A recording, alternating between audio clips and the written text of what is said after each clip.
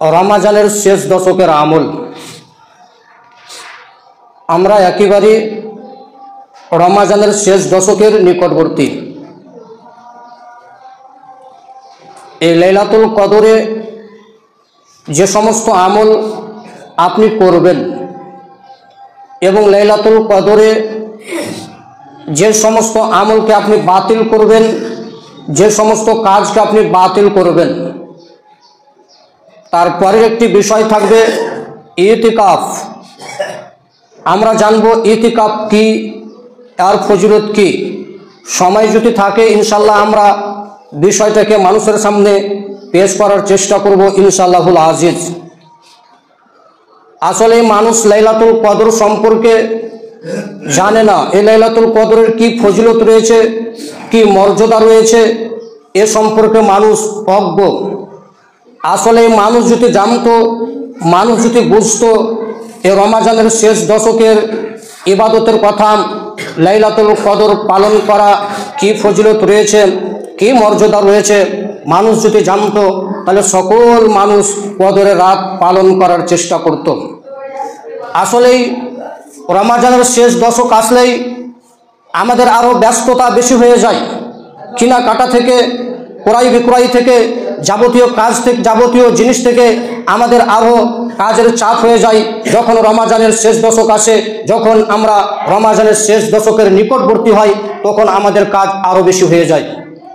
আসলে এই রমাজানের শেষ দশকে আমাদের কি করা প্রয়োজন ছিল আর আমরা কি করছি। আল্লাহ সুবহানাহু ওয়া তাআলা কোরআন মাজিদের মধ্যে বলেন, ইন্না আনজালনাহু ফি লাইলাতিল কদর, নিশ্চয়ই আমি এক কদর রাত্রে কোরআন মাজিদকে অবতীর্ণ করেছি। তার মানে বোঝা যাচ্ছে রমাজান মাসে কদরের রাত্রেই কোরআন মাজিদ অবতীর্ণ হয়েছে। ওয়ামা আদরাকা মা লাইলাতুল কদর, হ্যাঁ মুহাম্মদ সাল্লাল্লাহু আলাইহি ওয়াসাল্লাম, আপনি কি জানেন কদরের রাত কি? আপনার কি জানা আছে কদরের রাত কাকে বলেন?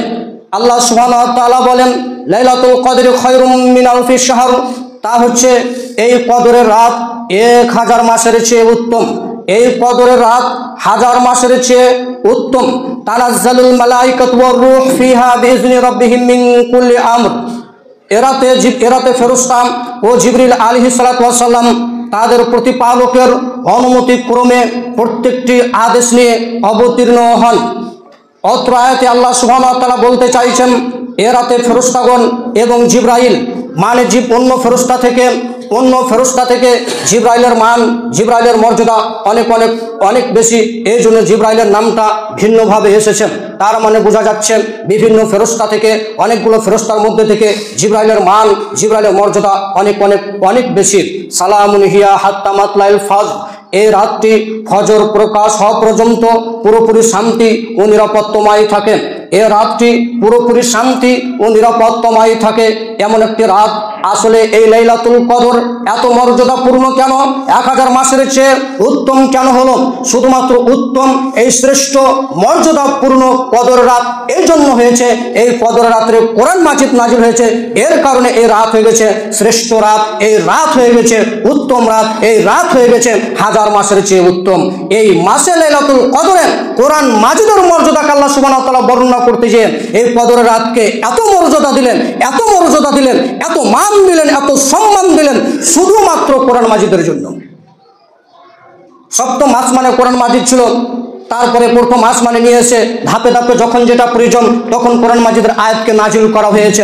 আর আমরা শ্রেষ্ঠ উম্মত এবং সমস্ত নবীর চাইতে নবীদের সর্দার, সবচেয়ে সম্মানিত নবী, সবচেয়ে মর্যাদাপূর্ণ নবী হচ্ছে মুহাম্মদ সাল্লাল্লাহু আলাইহি ওয়াসাল্লাম। কিসের জন্য? শুধুমাত্র কোরআনের বিনিময়ে তাকে মাকামে মাহমুদ দান করা হবে, আর কোন নবীকে দান করা হবে না। কিসের কারণে? শুধুমাত্র কোরআনের মর্যাদার কারণে। আমরা শ্রেষ্ঠ উম্মত।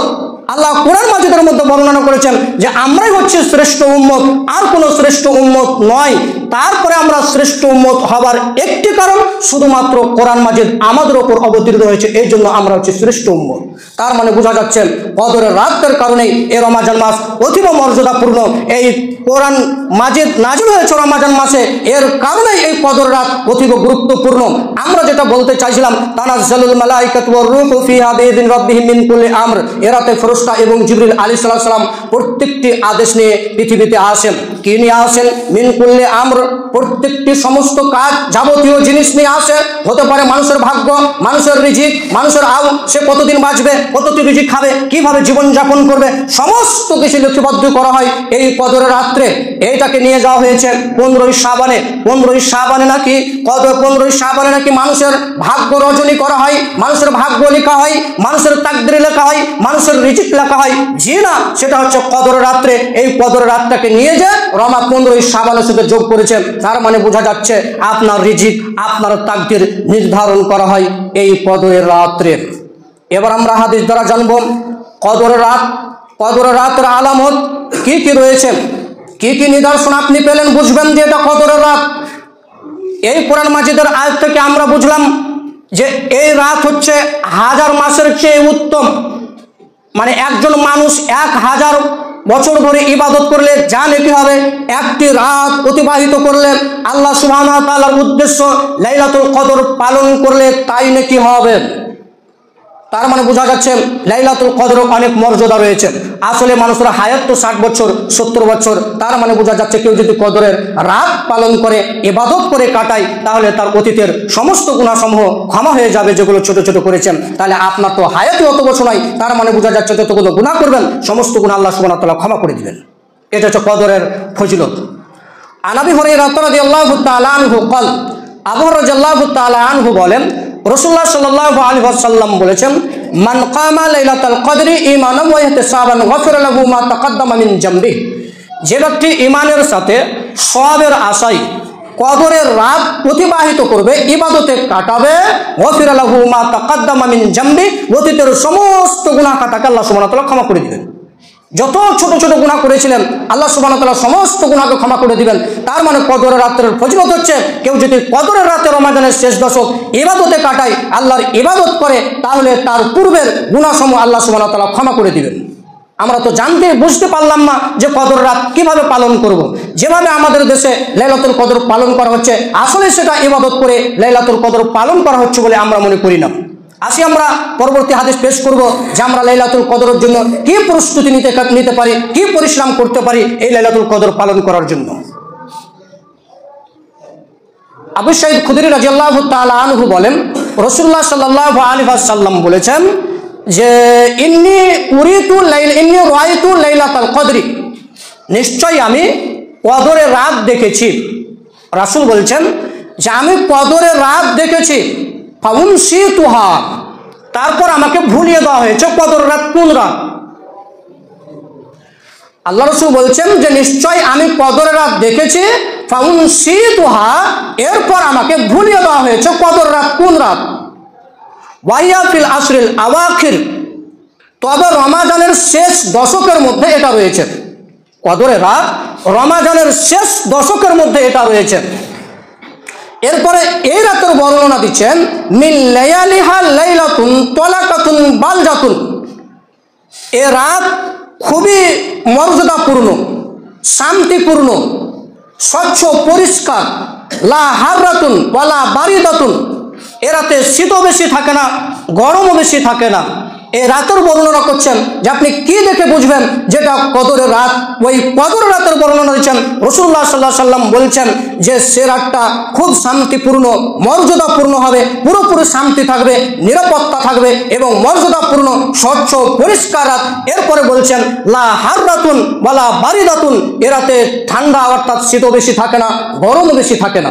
মানে রাত্রি গরমও হবে না, ঠান্ডাও হবে না, শীতও হবে না, খুব তীব্র গরমও হবে না এবং তীব্র ঠান্ডাও হবে না, মানে মিডিয়াম এই রাতটি এর মধ্যে সীমাবদ্ধ থাকবে। এরপর রাসূল সাল্লাল্লাহু আলাইহি ওয়াসাল্লাম বলছেন কান্না ফিয়া কামরান, এ রাতে মনে হবে যেন চাঁদ হাসছে, মানে চাঁদটা পরিপূর্ণ পরিষ্কার হয়ে দেখা যাবে, চাঁদ একেবারে পরিষ্কার পরিচ্ছন্নভাবে দেখা যাবে। কান্না ফিয়া কামরান, মনে হয় যেন চাঁদ হাসছে। এরপর রাসূল সাল্লাল্লাহু আলাইহি ওয়াসাল্লাম বলছেন কানা ইয়াখরুজু শাইতানুহা হাত্তা ইউজা ফাজরুহা, আর ফজর প্রকাশ হওয়া পর্যন্ত শয়তান প্রকাশ হয় না। মানে শয়তান সকাল হওয়া পর্যন্ত শয়তান প্রকাশ হয় না। এর অর্থ হচ্ছে লাইলাতুল কদরের মর্যাদা বোঝানো হয়েছে। এই বাক্য দিয়ে লাইলাতুল কদরের মর্যাদা এবং লাইলাতুল কদরের গুরুত্ব বোঝানো হয়েছে। তার মানে কদরের রাতের আলামত হচ্ছে ঠান্ডাও হবে না, গরম বেশিও হবে না। এবার জেনে আমরা জানলাম যে কদরের রাত ঠান্ডা বেশি নয় এবং গরমও বেশি নয়। এরপরে জানবো লাইলাতুল কদর কোনটি, লাইলাতুল কদর কোনটি, কোনটি আমরা লাইলাতুল কদর পালন করবো? 21, 27 নাকি 25 নাকি 29? কোনটা লাইলাতুল কদর পালন করা যাবে? আসি আমরা হাদিস পেশ করব। উবাই ইবনে কাব রাদিয়াল্লাহু তাআলা আনহু বলেন, আন রাসূলুল্লাহ সাল্লাল্লাহু আলাইহি ওয়াসাল্লাম আন্নাহা লাইলাতু 27। উবাই ইবনে কাব রাদিয়াল্লাহু তাআলা আনহু বলেন, রাসূলুল্লাহ সাল্লাল্লাহু আলাইহি ওয়াসাল্লাম বলেছেন লাইলাতুল কদর হচ্ছে 27 রমজান। লাইলাতুল কদর 27 রমজান। কেউ ঘুমাবেন না, আলোচনা বুঝবেন। 27 রমজান বলে দিলাম আর ওটা আপনি কানে তুলে নিলেন, দিয়ে কোথায় যে আর রাত জাগতে হবে না, শুধু 27 জাগলি হবে। আর যারা খাস করে 27 রমজান রাত জাগবে আর এই নিয়ত করবে যে 27 রমজান হচ্ছে লাইলাতুল কদর, এটা বিদআত হবে, রাসূলকে অপমান করা হবে। সাবধান, রাত জাগতে হলে 5টাই জাগবেন। একটা রাত জেগে আপনি কদর রাত অনুসন্ধান করবেন এটা নয়। রাসূলুল্লাহ সাল্লাল্লাহু আলাইহি ওয়াসাল্লাম 5টাকে অনুসন্ধান করতে বললেন, 5টাকে তালাশ করতে বললেন। তো রাসূলুল্লাহ সাল্লাল্লাহু আলাইহি ওয়াসাল্লাম বললেন যে কদরের রাত হচ্ছে, লাইলাতুল কদর হচ্ছে 27 রমজান। মুসলিম হাদিস নাম্বার 762। এরপরে দেখেন উবাই ইবনে কাব রাদিয়াল্লাহু তাআলা আনহু বলেন, রাসূলুল্লাহ উবাই ইবনে কাব রাদিয়াল্লাহু তাআলা আনহু বলেন, আমি জানি কদর রাত কোনটি। উবাই ইবনে কাব বলছে আমি জানি কদর রাত কোনটি। যে রাতে রাসূলুল্লাহ সাল্লাল্লাহু আলাইহি ওয়াসাল্লাম আমাদেরকে ইবাদত করার জন্য আদেশ করেছিলেন তা হচ্ছে 27 রমজান। তার পরিচয় হচ্ছে সেদিন সকালের সূর্য স্পষ্ট হয়ে প্রকাশ পাবে এবং সূর্যের কিরণ থাকবে না। সূর্য একেবারে স্পষ্ট প্রকাশ, ভালো উজ্জ্বলভাবে আপনি দেখতে পাবেন সূর্যকে, এবং এই সূর্যের কিরণ থাকবে না। অন্য বর্ণনায় পাওয়া যায় সূর্য হবে দুর্বল এবং লাল বর্ণ হবে, মানে সূর্যের তাপ থাকবে না। তার মানে উবাই ইবনে কাব বলতে চাইছে যে 27 রমজানি লাইলাতুল কদর আমরা পেয়েছি, সেদিন সকালের পরিচয় ছিল যে সূর্য স্পষ্ট হয়ে প্রকাশ ছিল এবং সূর্যের কিরণ ছিল না, সূর্য খুব দুর্বল ছিল, রোদ ছিল না। আমরা দেখালাম 27 রমজান। এরপরে দেখাবো 21 রমজান। উবাই ইবনে কাব বলছে 27 রমজান। আর আবু সাঈদ খুদরি এবার কি বর্ণনা করছেন দেখেন, উনি কয় রমজান লাইলাতুল কদর উনি বর্ণনা করছেন দেখেন। আবু সাঈদ খুদরি রাদিয়াল্লাহু তাআলা আনহু বলেন, রাসূলুল্লাহ সাল্লাল্লাহু আলাইহি ওয়াসাল্লাম বলেছেন যে ইন্নী উরিতু লাইলাতুল কদরি, নিশ্চয়ই আমি লাইলাতুল কদর দেখেছি, আমি লাইলাতুল কদর দেখেছি। ওয়া ইন্নী নুসিতুহা, এরপর আমাকে ভুলিয়ে দেওয়া হয়েছে, আমি ভুলে গেছি কদর রাত কোনটি। ওয়াইয়া ফিল আসরিল আওয়াকির ফিল বিত্রি, তবে এটা রমজানের শেষ দশকে বিজয় রাতের মধ্যে এটা রয়েছে। আবার মনে রাখবেন, রমজানের শেষ দশকে বিজয় রাত্রের মধ্যে এই লাইলাতুল কদর রয়েছে। এরপর আবু সাঈদ বলছেন যে ইন্নী রাআইতু কান্নী আসজুদু ফি তিনিন ওয়া মাইন, আমি নিজেকে দেখলাম পানি এবং মাটির মধ্যে সাজদা করছি, অর্থাৎ কাদা এবং পানির মধ্যে সাজদা করছি। ওয়া কানা সাফুল মসজিদে জারিদাতান নাখলিন, সে সময় মসজিদের ছাদ ছিল খেজুর ডালের। সেদিন মসজিদের ছাদ ছিল খেজুর ডালের, আপনাদের মতন ঢালাই করা নয়, আপনাদের মতন পাকা নয়, আপনাদের মতন মার্বেল লাগা নয়। সে সময় মসজিদের ছাদ ছিল খেজুর ডালের। আসলে সে সময় মসজিদ কাঁচা হলেও মুসল্লি একেবারে পাক্কা ছিলেন, সাচ্চা ছিলেন, মুমিন ছিলেন। এখন বর্তমানে মসজিদ মার্বেল লাগা, যত ঝকঝকে যত চকচকে, তত মুসল্লির তত অন্তর বেশি খারাপ, তত মানুষের গীবাত পরনিন্দা পরচর্চা নিয়ে ব্যস্ত। মসজিদ চিকচাকন করে কি লাভ হবে? কোনো লাভ হবে না। আর রাসূল একটা আলামত বলেছে যে মসজিদ নিয়ে মানুষ কি করবে, মানে কম্পিটিশন করবে, বাড়াবাড়ি করবে, যে ওর থেকে আমার সুন্দর, ওর থেকে আমার সুন্দর হবে। এটা একটা কিয়ামতের আলামত, এটা একটা কিয়ামতের আলামত। মসজিদ পরিষ্কার করার আগে নিজের অন্তরটাকে পরিষ্কার করা লাগবে। মসজিদকে চিকচাকন করার আগে নিজের অন্তরটাকে চিকচাকন করা লাগবে, নিজের অন্তরটাকে পরিষ্কার করা লাগবে। তারপরে মসজিদ বড় করে, মসজিদ লম্বা করে, মসজিদ 5 তলা তৈরি করেন, কোনো অসুবিধা নেই। মুসল্লি যদি মসজিদ ভর্তি হয় তাহলে মসজিদ বাড়ানোর প্রয়োজন রয়েছে। মুসল্লি যদি পরিপূর্ণ না হয় তাহলে মসজিদ বাড়িয়ে কোনো লাভ নেই। 5 তলা মসজিদ করে কোনো লাভ হবে না, কোনো পরিবর্তন হবে না। আমরা বলতে চাইছিলাম ওয়াকানা সাকফাল জারিদা ওয়াকানা মসজিদ জারিদাতান নাখলিন, সে সময় মসজিদের ছাদ ছিল খেজুর ডালের। আর খেজুর ডালের যদি মসজিদ হয় তা তো বুঝতে পারছেন, ওপরে তো বৃষ্টি হলে দৃষ্টিটা কোথায় পড়বে, তা তো অনুভব করতে পারছেন। এবার বলছেন ওয়ামা নারা ফিস সামাই সাইয়ান, আকাশে কোনো বৃষ্টি ছিল না সেদিন, আকাশে কোনো বৃষ্টি ছিল না। হঠাৎ একটি বৃষ্টি বর্ষণ হলো। আমরা দেখলাম আকাশে কোনো বৃষ্টি ছিল না, হঠাৎ একটি বৃষ্টি বর্ষণ হলো। ফাসাল্লা বিনা রাসূলুল্লাহ সাল্লাল্লাহু আলাইহি ওয়াসাল্লাম, রাসূলুল্লাহ সাল্লাল্লাহু আলাইহি ওয়াসাল্লাম আমাদেরকে নিয়ে সালাত আদায় করালেন। এবার আবু সাঈদ কি বলছে দেখেন, হাত্তা আসারা তিন ওয়া মাইন আলা জাবাহাতি রাসূলুল্লাহ সাল্লাল্লাহু আলাইহি ওয়াসাল্লাম, আমি রাসূলুল্লাহ সাল্লাল্লাহু আলাইহি ওয়াসাল্লামের কপালে পানি এবং মাটির চিহ্ন দেখেছি। কি বললেন, মানে ওপর থেকে বৃষ্টি হয়েছে আর বৃষ্টিগুলো সমস্ত মসজিদের ভিতরে পড়েছে, আর ওই মসজিদের ভিতরে পানি কাদার মধ্যে রাসূল সাজদা করেছে। আবু সাঈদ বলছেন আমি রাসূলের কপালে দেখলাম পানি এবং কাদার চিহ্ন, মাটির চিহ্ন। সেদিন কি রাত ছিল? আবু সাঈদ বলছেন ওয়া মিন সুবিহি ইহদা ওয়া ইসরিনা, সেদিন ছিল 21 রমাজানের সকাল। যেদিন এই বৃষ্টিটা হয় সেদিন ছিল 21 রমাজানের সকাল। উবাই ইবনে কাব বলেন 27 রমাজান, আবু সাঈদ খুদরি বলছেন 21 রমাজান। তার মানে এই হাদিস থেকে আরেকটি প্রমাণ পাওয়া যাচ্ছে যে লাইলাতুল কদরের দিন বৃষ্টি হওয়ার সম্ভাবনা আছে। লাইলাতুল কদরের দিনে বৃষ্টি হলে আপনি বুঝবেন যে আজকে লাইলাতুল কদর হওয়ার সম্ভাবনা রয়েছে। মানে 21 রমাজান আবু সাঈদ খুদরি বর্ণনা করছেন যে 21 রমাজান বৃষ্টি হলো, আমরা বৃষ্টিতে সাজদা করলাম, রাসূলের কপালে পানি এবং কাদার চিহ্ন দেখলাম। তার মানে লাইলাতুল কদরের একটি আলামত হচ্ছে মেঘ হওয়া, বৃষ্টি হওয়া। তার মানে 5টাই লাইলাতুল কদর জাগতে হবে। এরপরে দেখাবো 27 এবং 29। আবু হুরায়রা রাদিয়াল্লাহু তাআলা আনহু বলেন রাসূলুল্লাহ সাল্লাল্লাহু আলাইহি ওয়াসাল্লাম বলেছেন যে লাইলাতুল কদর হচ্ছে 27 রমাজান অথবা 29 রমাজান। এখানে একটি বাক্য বেশি বললেন, ওখানে বললেন 27, এখানে বললেন 29, মানে 27 এবং 29 বললেন। আর এই 27 এবং 29 কি হয় ওটা বর্ণনা করছি দেখেন, ওয়া ইন্নাল মালাইকাতা তিলকা ওয়া মিনাল মালাইকাতা তিলকাল লাইলাতা মিনাল আরজি ফিল আরজি মিন আদাদিল আসাব। 27 এবং 29 রমাজান ফেরেশতাগণ কাঙ্কারির চেয়ে বেশি পরিমাণ জমিনে অবতীর্ণ হন। কাঙ্কারি ধুলাবালু বুঝেন তো, ইট পাথর বুঝেন, ছোট ছোট, এগুলো পৃথিবীতে কতগুলো আছে, এর চেয়ে বেশি পরিমাণ ফেরেশতাগণ 27 এবং 29 রমাজানে কি হয় পৃথিবীতে আসে এবং দেখে তারা কি আমল করতে চায়, কি আমল করছে, আল্লাহর ইবাদতে কাটাচ্ছে নাকি খিচুড়ি আর পোল্ট্রি ভাত এভাবে চলছে। আমরা ওটাও পেশ করব, যারা খিচুড়ি খেয়েছে, যারা জালসা করেছে, ওটা আমরা পেশ করবো, আসছি।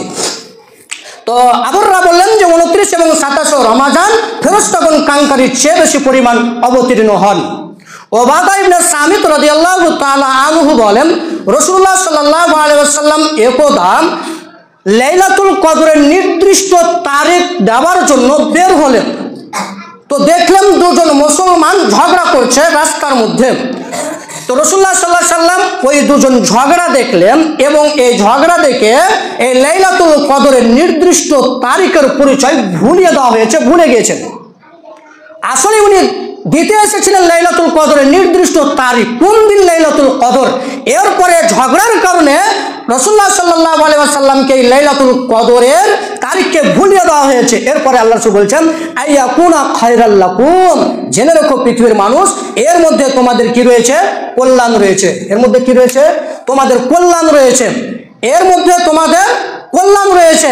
তার মানে বোঝা যাচ্ছে রাসূল যদি একটি লাইলাতুল কদর পালন করার জন্য আদেশ করতেন তাহলে মানুষ 27 লাইলাতুল কদর পালন করত, তাহলে মানুষ 21 লাইলাতুল কদর পালন করত, তাহলে মানুষ 25 লাইলাতুল কদর পালন করত, আর কোনো লাইলাতুল কদর পালন করতেন না। এই জন্য বলে আইয়াকুনা খায়রাল লাকুম, এতে তোমাদের মধ্যে কল্যাণ রয়েছে, এতে তোমাদের মধ্যে কি রয়েছে, কল্যাণ রয়েছে। এবার বলছে ফাত্তামিসুহা, তোমরা তালাশ করো, অনুসন্ধান করো, খুঁজো লাইলাতুল কদর কোনটি। তো আপনি খুঁজবেন কি করে, আমি তো বলে দিলাম যে এই থাকলে এটা লাইলাতুল কদরের আলামত, তো ওই থাকলে আপনি বুঝবেন এটা লাইলাতুল কদরের আলামত। তো রাসূল বলেন ফাত্তামিসুহা, তোমরা খুঁজো, অনুসন্ধান করো লাইলাতুল কদর কোনটা, তোমরা খুঁজো, অনুসন্ধান করো। এরপরে বলছে ফিত্তাসিয়াতি, লাইলাতুল কদর হচ্ছে 27 রমাজান, ওয়াসাবিয়াতি ওয়াতাসিয়াতি, লাইলাতুল কদর হচ্ছে 29 রমজান, ওয়াসাবিয়াতি, লাইলাতুল কদর হচ্ছে 27 রমাজান, ওয়াল খামিসাতি, লাইলাতুল কদর হচ্ছে 25 রমাজান। তার মানে আমরা পেলাম 27 রমাজান, 21 রমাজান, 25 রমাজান এবং 27 রমাজান। তাহলে এখন বাকি থাকছে 23 রমাজান। অন্য সময় অন্য হাদিসে পাওয়া যায় যে 23 রমাজান লাইলাতুল কদর আমাদের নিকটে হয়েছে, অতিবাহিত হয়েছে। কোনো সাহাবী এভাবে বর্ণনা করেছেন। তার মানে বোঝা যাচ্ছে লাইলাতুল কদর অনুসন্ধান করতে হবে, লাইলাতুল কদর খুঁজতে হবে। আমরা সকল মানুষ যাতে লাইলাতুল কদর সঠিকভাবে পালন করতে পারি, আল্লাহর ইবাদত করতে পারি, সকল বলে আল্লাহুম্মা আমিন। আলহামদুলিল্লাহ ওয়াহদাহু ওয়াসসালাতু ওয়াসসালামু আলা মান লা নাবিয়্যা বা'দা, আম্মা বা'দ। আমরা আলোচনা করছিলাম লাইলাতুল কদর। আল্লাহ রাসূল লাইলাতুল কদরে কি করতেন? আয়েশা রাদিয়াল্লাহু তাআলা আনহা বলেন যে রাসূলুল্লাহ সাল্লাল্লাহু আলাইহি ওয়াসাল্লাম ইয়াজতাহিদু ফিল আশরিল আওয়াখির, যখন রমাজানের শেষ দশক আসতো, তখন রাসূলুল্লাহ সাল্লাম এত বেশি পরিশ্রম করতেন, এত বেশি মেহনত করতেন, মা লা ইয়াজতাহিদু ফি গায়রিহা, অন্য কোনো সময়ে অন্য কোনো দিনে এত বেশি পরিশ্রম করতেন না। মানে রমাজানের শেষ দশক, আজকে রমাজানের শেষ দশক কিন্তু শুরু হবে, আবার খুব গুরুত্বপূর্ণ দিন পড়েছে এবং আজকে থেকে আপনারা কদর রাত পালন করতে পারবেন। তার মানে বোঝা যাচ্ছে আলোচনা হলো এবং নতুন থাকলো, আপনারা এই লাইলাতুল কদরকে পালন করবেন। রাসূল এই শেষ রমাজানে অর্থাৎ রমাজানের শেষ দশকে তিনি এত বেশি পরিশ্রম করতেন। আয়েশা বলছেন এত বেশি পরিশ্রম করতেন, মালা ইয়াস্তাহিদু ফি গায়রিহা, আর কোনো সময় এত বেশি পরিশ্রম করতেন না।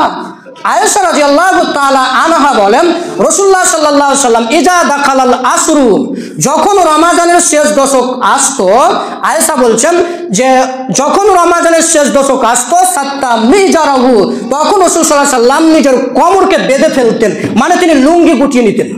তিনি কি করতেন? লুঙ্গি গুটিয়ে নিতেন। তাহলে এখন কি লুঙ্গি গুটিয়ে মাঠে চাষ করবে? তিনি কি চাষি মানুষ ছিলেন? জি না। তিনি কি চাষ করবেন জমিতে? এর কারণে আসলে আমরা চাষি মানুষকে দেখি লুঙ্গি গুটিয়ে নেই। তো রাসূল কি চাষ করার জন্য লুঙ্গি গুটিয়েছেন? জি না। তো আল্লাহ রাসূল সাল্লাল্লাহু আলাইহি ওয়াসাল্লাম কোমর বেঁধে ফেলতেন, লুঙ্গি গুটিয়ে নিতেন। কিসের জন্য? এই রমাজানের শেষ দশকের ইবাদত করার জন্য। ওয়া আহিয়া লাইলাহু, তিনি জীবিত থাকতেন। ওয়া আইকাজা আহলাহু, তিনি তার পরিবারকে জাগাতেন। নিজে জীবিত থাকতেন। তার মানে এই হাদিস থেকে প্রমাণ করছে যে আল্লাহ রাসূলের সাথে আয়েশা রাদিয়াল্লাহু তাআলা আনহা অন্যান্য সময়ে সালাত আদায় করতেন না। অন্যান্য সময় কি করতেন না? সালাত আদায় করতেন না, তাহাজ্জুদ পড়তেন না। তার মানে একটা হাদিস থেকে আমরা এটা প্রমাণ করতে পারি আল্লাহ রাসূল রাত্রে সালাত আদায় করছেন। তো আয়েশা রাদিয়াল্লাহু তাআলা আনহা ঘুমিয়ে আছেন। তো রাসূল যখন সাজদায় যাবেন, তো তার পাখানটা সেই জায়গাতে রয়েছে, মানে রাসূল সাজদা করলে তার কপালে লাগতে পারেন। তো সাজদার আগে আল্লাহ রাসূল কি করতেন? আয়েশার পায়ে আঘাত করতেন, তখন আয়েশা পাটাকে টেনে নিতেন, দিয়ে আল্লাহ রাসূল সাজদা করতেন। যখন দ্বিতীয় কেরাতের জন্য দাঁড়াতেন, তখন লম্বা কেরাত ছিল, এর কারণে আয়েশা আবার পাটাকে বিছিয়ে দিতেন, আল্লাহ রাসূল আবার পায়ে আঘাত করতেন, আয়েশা পাটাকে টেনে দিতেন। মানে এই হাদিসগুলো প্রমাণ করছে যে আয়েশা আল্লাহ রাসূলের সাথে সালাত আদায় করতেন না। আমরা যেটা বোঝাতে চাইছিলাম, সাত্তা মিজারাহু, রাসূল ইবাদত করার জন্য লুঙ্গি গুটিয়েছেন, ইবাদত করার জন্য কোমর বেঁধে ফেলেছেন, যাতে লাইলাতুল কদরকে জাগতে হবে, ইবাদত করে কাটাতে হবে, ঘুমিয়ে কাটানো যাবে না এবং পরিবারকে সহ জাগাতে হবে, নিজেও জাগতে হবে। আমরা আজকে বর্তমানে লুঙ্গি শক্ত করে বেঁধেছি, লুঙ্গি গুটিয়ে নিয়েছি বাজার করার জন্য, লুঙ্গি গুটিয়েছি আমরা বাজার করার জন্য, লুঙ্গি গুটিয়েছি আমরা ক্রয় বিক্রয় করার জন্য, আমরা লুঙ্গি গুটিয়েছি এই লাইলাতুল কদরে খিচুড়ি খাওয়ার জন্য।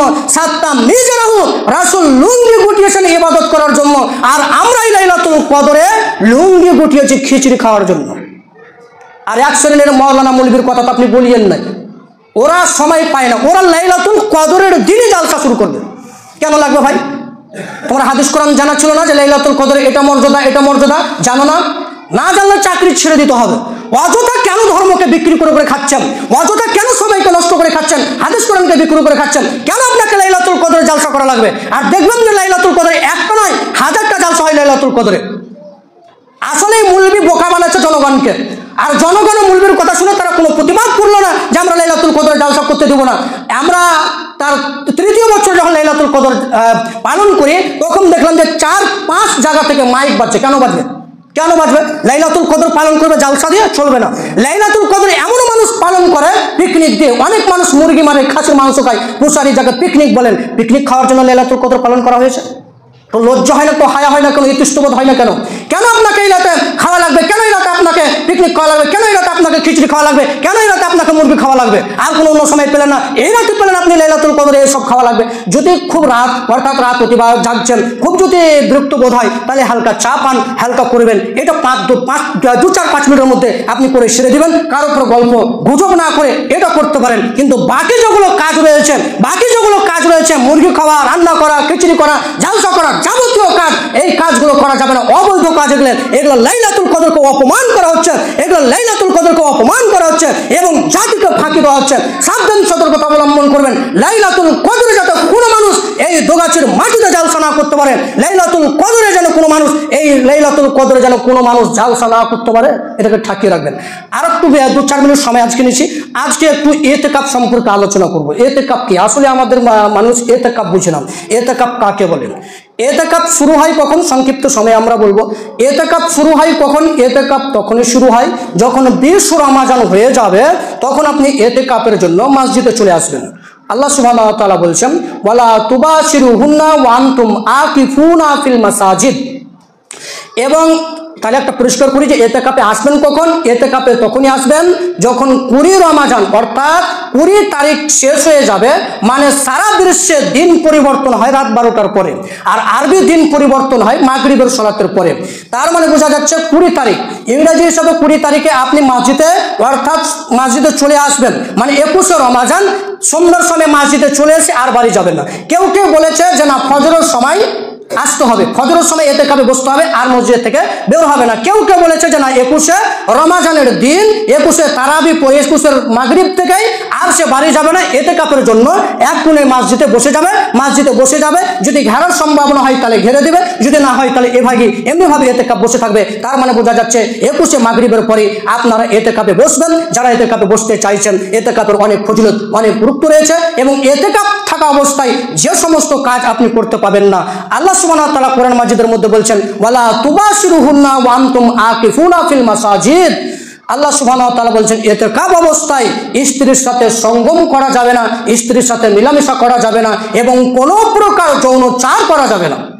মানে তাকে জড়িয়ে ধরা যাবে না, চুমু খাওয়া যাবে না, হাসি ঠাট্টা আর কোনো কিছু করা যাবে না, শরীরের সাথে শরীর লাগাতে পারে না। এবং যদি প্রয়োজন থাকে তাহলে কথাবার্তা বলা জায়েজ আছে, কথাবার্তা বলতে পারে। আমরা হাদিস পেশ করতে পারি, হাফসা রাদিয়াল্লাহু তাআলা আনহা আসলেন রাসূলের সাথে দেখা করতে এবং অনেক রাত হলো এবং আল্লাহ রাসূল হাফসাকে বাড়ি পৌঁছে দিলেন। এভাবে বিস্তারিত একটা ঘটনা রয়েছে। তার মানে বোঝা যাচ্ছে প্রয়োজন যদি হয় তাহলে কথাবার্তা বলতে পারেন, প্রয়োজনে অপ্রয়োজনীয় কথা বলবেন না, গল্প গুজব দিয়ে এই এতেকাপের সময়টা কাটাবেন না। এতেকাপ আপনাকে এই 10 দিন রমাজানের শেষ দশক অবধি থাকতে হবে, মানে 10 দিন অবধি আপনি কোনো কাজ করতে পারবেন না, শুধু আল্লাহর ইবাদত করবেন। আল্লাহর ইবাদত বন্দিগিতে আপনাকে কাটাতে হবে, নামাজে জিকির আজকারে আপনি আপনার জীবনকে অতিবাহিত করবেন, কোরআন মাজিদ তেলাওয়াত করে আপনার জীবনকে অতিবাহিত করবেন। এবং তিনি বললেন ওয়াকিফুনা ফিল মাসাজিদ, এবং এতেকাপের জন্য শর্ত হচ্ছে যে তাকে মসজিদে আসা লাগবে, পুরুষ হোক বা মহিলা। মহিলাকেও মসজিদে এতেকাপ করতে হবে, পুরুষকেও এতেকাপ মসজিদেই করতে হবে। এবং যদি বলে যে মসজিদে এতেকাপ, পুরো মসজিদে এতেকাপ করলে কষ্ট হবে, তাহলে এতেকাপ করতে হবে না। মহিলা এবং পুরুষ সকলকে উভয়কেই এতেকাপ করা লাগবে মসজিদে, মসজিদে আসতে হবে। মসজিদ শর্ত আছে, পুরুষ হলো মসজিদে এতেকাপ করবে, মহিলা হলো মসজিদে এতেকাপ করবে। আয়েশা রাদিয়াল্লাহু তাআলা আনহা বলেন, রাসূলুল্লাহ সাল্লাল্লাহু আলাইহি ওয়াসাল্লাম এবং আমি মসজিদের নববীতে একসাথে দুজনেই এতেকাপ করেছি। যখন রমাজানের শেষ দশক আসতো তো রাসূল সাল্লাল্লাহু আলাইহি ওয়াসাল্লাম এতেকাপের জন্য প্রস্তুতি নিতেন। তো আল্লাহ রাসূল সাল্লাল্লাহু আলাইহি ওয়াসাল্লাম যখন এতেকাপের প্রস্তুতি নিলেন, তখন আয়েশা বললেন যে আল্লাহ রাসূল আমিও এতেকাপ করব। আচ্ছা ঠিক আছে, তুমিও এতেকাপ করো। আয়েশা রাদিয়াল্লাহু তাআলা আনহার জন্য একটা তাবু, একটা খিমা তৈরি করে দেওয়া হলো। এরপরে জাইনাব দেখলেন যে আল্লাহ রাসূলের পাজরে আয়েশা রাদিয়াল্লাহু তাআলা আনহার তাবু, অর্থাৎ আয়েশাও রাত জাগোয় এতেকাপ করবে। তো জয়নাব একটা নিজস্ব এই খিমা লাগালেন, তাবু লাগালেন। জয়নাবের দেখা দেখি আরো 2-4 জন রাসূলের স্ত্রী আরো তিনি খিমা লাগালেন, তাবু লাগালেন। এরপর রাসূল দেখলেন, তারপর বলছেন মাহাজা, এগুলো কি? এগুলো তোমরা নেকির আশায় করেছো না কি করেছো? তো আল্লাহ রাসূল বললেন যে আচ্ছা ঠিক আছে, এগুলো তোমরা সবের আশায় করোনি, যদি সবের আশায় করতা, নেকির আশায় করতা, তাহলে আমাকে জানা প্রয়োজন ছিল, আমি জানতে পারতাম। অতএব শুনো, এই খিমাগুলো, সমস্ত খিমাগুলো তোমরা, সমস্ত তাবুগুলো তোমরা উঠিয়ে ফেলো। তার মানে বোঝা যাচ্ছে এতেকাপ করার জন্য আগে নিয়ত থাকতে হবে, দেখা দেখি নিয়ে এতেকাপ করতে হবে এ কথা ঠিক নয়। অতএব রাসূলের নিয়ত থাকতে হবে যে এতেকাপ আমাদের করা লাগবে। আসলে মনে করেন যে কোনো মানুষ কাজ করছেন, তো একজন ছুটি দিয়েছে, এতেকাপের একজনকে ছুটি দিয়েছেন, তো আর একজন বলছেন যে আমাকে ছুটি লাগবে, আমি এতেকাপ করবো। আসলে সে নিয়ত করেনি। রাসূল তিনি তাঁবুটিকে উঠাতে বললেন। আসলে রাসূল সাল্লাল্লাহু আলাইহি ওয়াসাল্লাম হাদিস থেকে দেখাতে চাইলেন যে স্বামী স্ত্রীর উপরে যে একটা অধিকার রাখে, ক্ষমতা রাখে, রাসূল ক্ষমতা রাখতে চাইলেন, অর্থাৎ রাসূল সাল্লাল্লাহু আলাইহি ওয়াসাল্লাম এই তাঁবুকে উঠাতে বললেন। আর একটা হাদিস বলে আমরা শেষ করব। আয়েশা রাদিয়াল্লাহু তাআলা আনহা বলেন যে ইতিকাফের সুন্নাত হচ্ছে যে অসুস্থ মানুষকে দেখতে যেতে পাবে না, জানাজাতে শরীক হতে পাবে না, স্ত্রী মিলামেশা করতে পাবে না, শরীরের সাথে শরীর লাগাতে পাবে না, চুম্বন করতে পাবে না, ধরতে পাবে না, সমস্ত কিছু বাতিল করতে হবে। এরপরে আয়েশা রাদিয়াল্লাহু তাআলা আনহা বলছেন যে ইতিকাফের জন্য শর্ত হচ্ছে জামে মসজিদ, এবং ইতিকাফের জন্য হচ্ছে শ্যাম ছাড়া ইতিকাফ চলে না, জুমা মসজিদ ছাড়া ইতিকাফ চলে না। তার মানে ইতিকাফ করতে গেলে জুমা মসজিদ লাগবে, জামে মসজিদ ছাড়া ইতিকাফ চলে না, যেটা আবু দাউদে হাদিস পাওয়া যায় 2400। যারা ইতিকাফ সম্পর্কে আরো জানার আপনাদের দরকার আছে, আপনারা পরবর্তীতে জেনে নেবেন। আল্লাহ তুমি সকল মানুষকে লাইলাতুল কদর এবং ইতিকাফ পালন করার তৌফিক দান করো। সকল বলি আল্লাহুম্মা আমিন। সুবহানাকাল্লাহুম্মা ওয়া বিহামদিকা আশহাদু আল্লা ইলাহা ইল্লা আনতা আস্তাগফিরুকা ওয়া আতুবু ইলাইক।